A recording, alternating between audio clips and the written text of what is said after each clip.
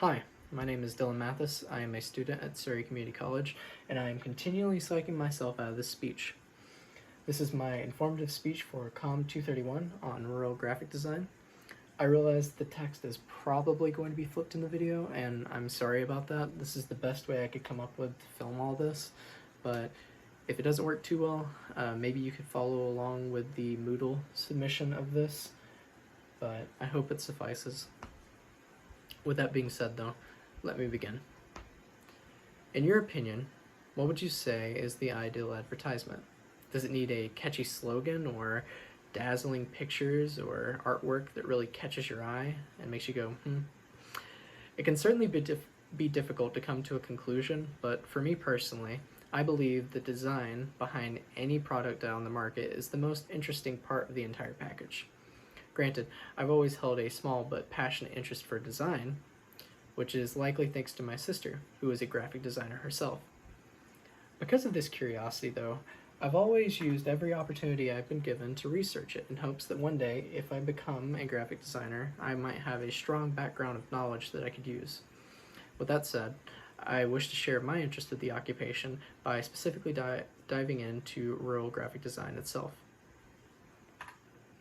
As the field only continues to grow, I hope to inform you of both the particular benefits of rural design, both for the clients and the designers themselves, as well as the many challenges that these creators continue to face. Now, strong design is integral to the success of any business or storefront. I mean, think about it. How often does your entire perception of a product change just from its logo or an advertisement you saw that's associated with it? As Stephen Adler and Mirko Ilic state in their book, Stop, Think, Do, Go, How Topography and Graphic Design Influence Behavior, informing is the job of graphic design. Causing the receiver to act or alter behavior based on that information is the goal, but turning that information into truly useful knowledge is icing on the cake. In essence, most consumers form initial opinions of any product simply from their first exposure to it, meaning to have a solid graphic designer on your team, yes, even the rural ones, is vital to the success of your product. For any business, a graphic designer's benefit cannot be understated, but because of several factors, those located in rural areas can be seen as even more lucrative and cost-effective options. From my sister's own personal experience, she can attest that many clients come from out of state for this very reason, due to the amount of money that can be saved from hiring in less urban areas. This advantage is evident, as both sides gain what they want without having to sacrifice either the quality or the what is offered, right? While this is favorable in its own right, perhaps the best gain for the business from these contracts is that on average, most rural designers will have fewer jobs going on than their firm counterparts, meaning these businesses receive more specialized care or attention for their product than what could be managed otherwise.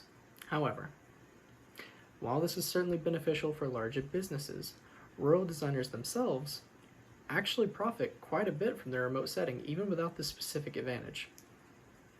The first thing you will likely hear from any graphic designer is that while going to a firm at first is good and encouraged, the truly better option is to go completely freelance. This is the largest positive for many rural designers, as they are freely able to pick and choose what jobs interest them while being able to work on it during the hours they choose. Simply having the option to work at night or on the weekends, should you have a busy week, is very, very lucrative to a lot of designers, and they are very quickly going freelance just for things like this. It's truly a job that is entirely up to you. Now, the freedom of the occupation means that whatever projects you find most interesting, you get to work on. It's precisely what you want to focus on at any given time, instead of having to drudge through the continual workload that is offered at a firm. Because of this, freelance designers should experience fewer discouragements in their work than their firm counterparts, especially if they have a strong portfolio that can help pull in clientele a lot quicker than most firms. Now, speaking of portfolios, these are the most reliable job catchers that any designer has at their disposal. For rural designers, it's a must-have. A varied and robust portfolio can equal those projects I talked about previously, the ones where freelancers are contacted from across the country simply because a business saw their work and liked it. This is the exact kind of job that my sister, Stephanie Burbick, does all the time. She's constantly contacted from across the country just because her portfolio is varied enough and strong enough that these businesses see it and go, I like that. And so she's gotten offers from all over, be it New York, Santa Barbara, or even Seattle. There's an important thing to specify here, however. Many of the jobs that freelancers say they gain from their portfolio may have actually been gained otherwise.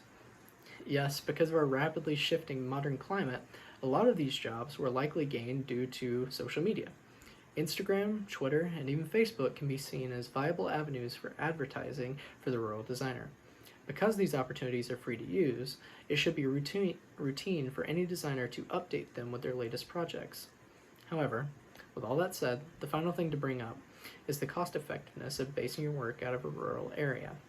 Just like how I mentioned previously with businesses finding it more cost effective and lucrative to hire out of urban areas, it's actually better for the designer as well, simply because the costs of living are lower and therefore they have to spend less than the city-based designers, meaning you get to pocket more money overall.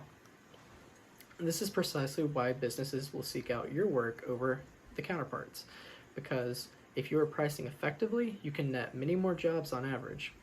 However, even with the many evident benefits of choosing to go solo, it would be irresponsible of me to not talk about some of the negatives as well, or rather the specific challenges faced by this group of creators.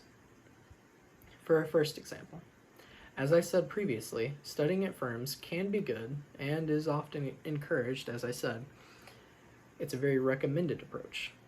But, as many of the rural designers whose work you may have seen have learned, a lot of the stuff they do was learned just by what they choose to do, meaning they had no idea what they were doing as they went in.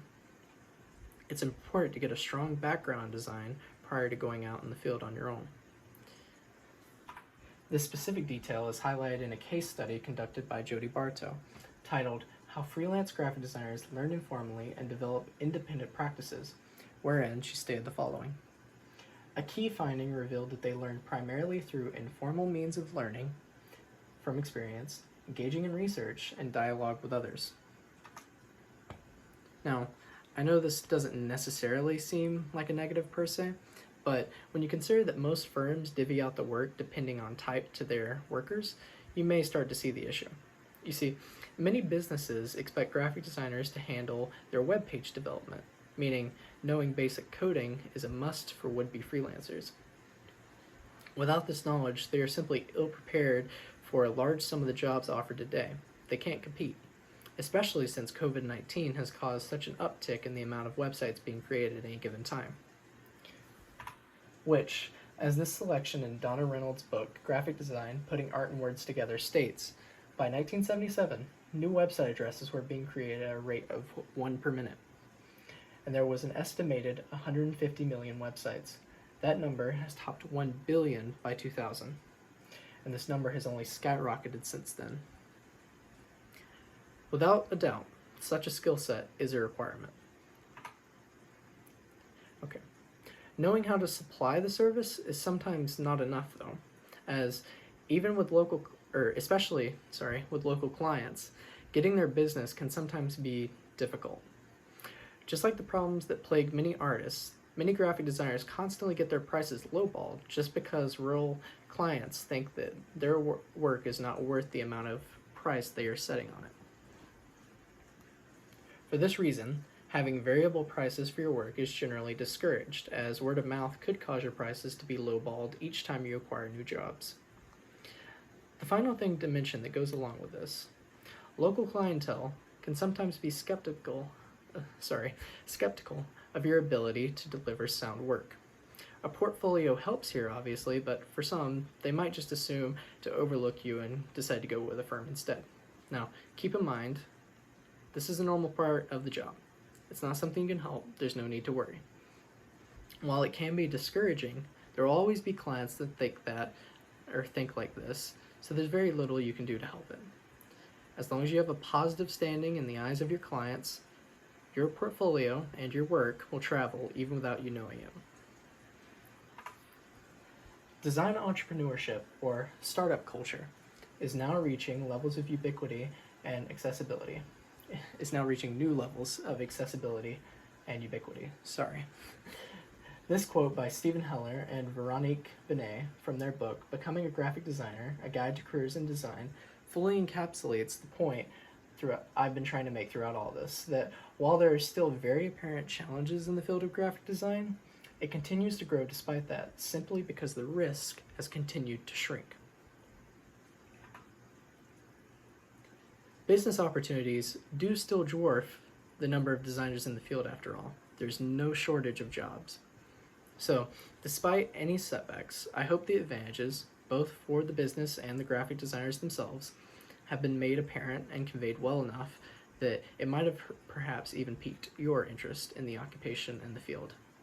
I know that, at least for myself, each time I take another foray into researching about the occupation, I tend to make myself excited for the future and the possibility of becoming a freelancer myself, so it could be a hobby I have alongside whatever job I have in the future. I'm excited about it. But with that said, if you find yourself interested as much as I am in graphic design, I urge you to explore your options, as becoming a rural graphic designer could possibly be the most fulfilling option you could take, especially creatively. Thank you.